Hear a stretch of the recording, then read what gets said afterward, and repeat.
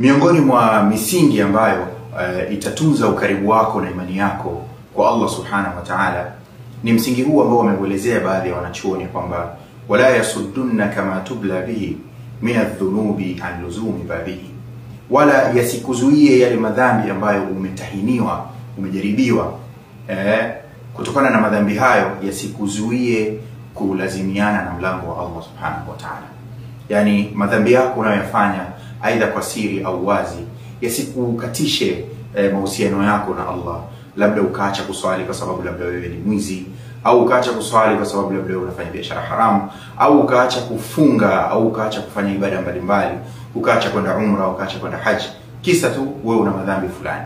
Hapana, bali iwe hii ni sehemu ya kukusukuma madhambi haya wewe kurejea kwa Allah subhanahu wa ta'ala kwa kutubia, kwa kuomba msamaha, lakini pia vile vile kwa kuazimia kutorejea. Huenda wewe kurejea kwa Allah subhanahu wa ta'ala atakusaidia kuweza kuyashinda madhambi hayo na kuweza kuushinda mtihani huo. Na ukumbuke kwamba Mtume sallallahu alayhi wasallam anasema hakika Allah subhanahu wa ta'ala anafungua na anakunjua mikono yake usiku watubie waliokosea mchana, na anakunjua mikono yake mchana ili watubie waliokosea usiku.